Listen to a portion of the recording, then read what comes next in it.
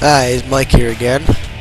Um, Today I'm going to be, I know the video is a little dark and I'm not sure why, but today we're going to be starting a lesson in Cubase on how to use it and how to record with it and make a basic, in the end, we'll make a basic track using minimal things. So basically all you need is a sound card interface and guitar, maybe an amplifier, maybe a microphone, but right now we'll just do it the most basic way. We'll record it without anything but the sound card interface and a guitar and a bass.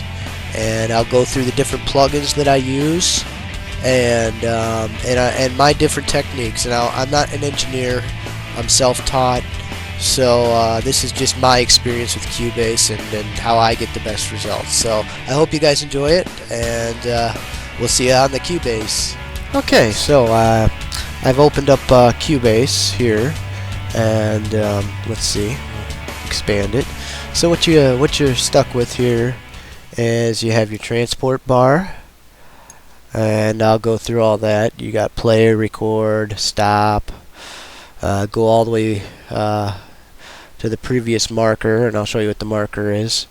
Tempo is set to track, or you could set it to fixed. And let's say we want to change our tempo to say 135 beats per minute. And typing 135, and press enter. Now we're at 135. But make sure you go to fixed, or it won't change it. Click track. If you want to record with the click track, we have a click on, off right there. Okay. So let's start a new project. Go to File, and we'll start a new project. And then, for the most part, I always start with empty sequencer. So press OK. Now it's gonna ask you where the heck you want to save your audio files that you are going to be recording.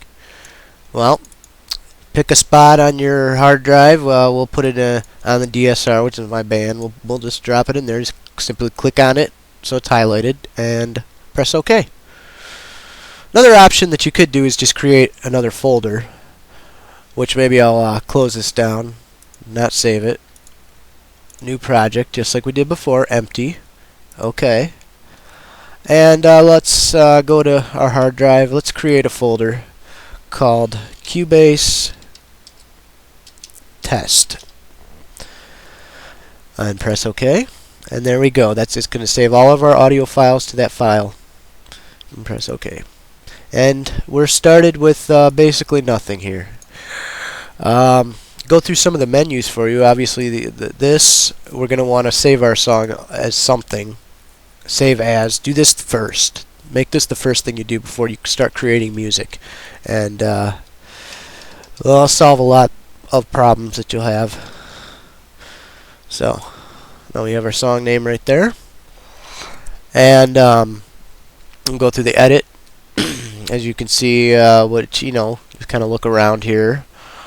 Project, that's where you add your tracks, your different types of tracks that you might have. There's even an option for video, so here you go with the video track. And if you want to delete the track, just right click on the track and remove selected tracks. Very simple. Or you can, in this blank spot right here, if you say we want to create an audio track, say you want to record some guitar, let's make a audio track. Add audio track. Now I usually record my audio tracks in mono, but you could do stereo depending on what your sound card interface is.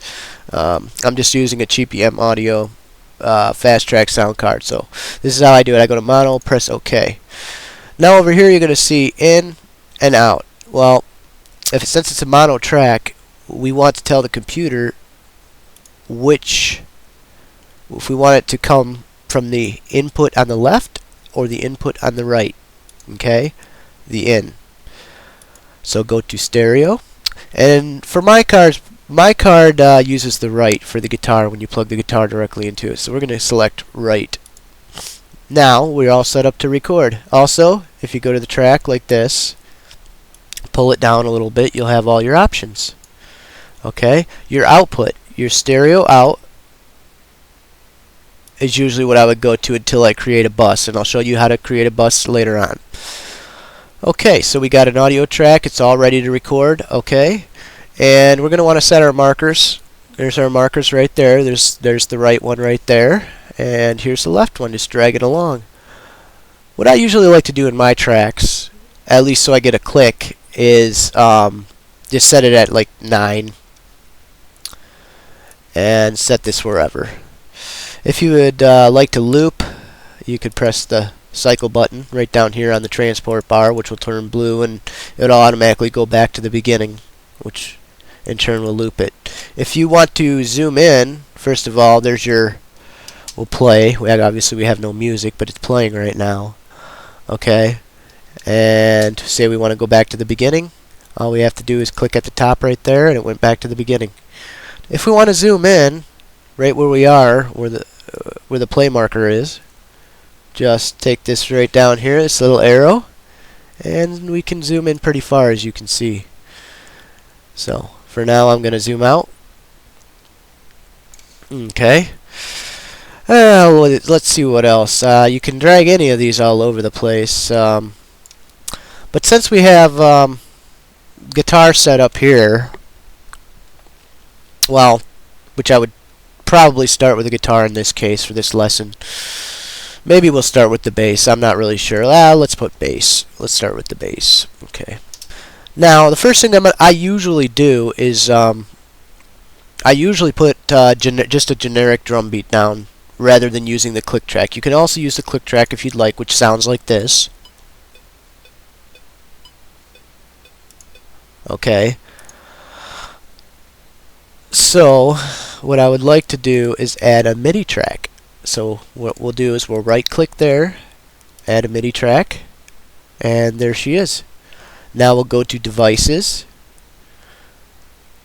VST Instruments. As you can see, I have none loaded. Just click on it, and you'll see the ones that I have loaded up. Where it says drums, the IM7, I believe that comes with Cubase, which you can use that. But in this case, I'm going to use Easy Drummer, which is a very nice program. So we're waiting for it to load here. And once it loads, we'll be able to show you what it can do.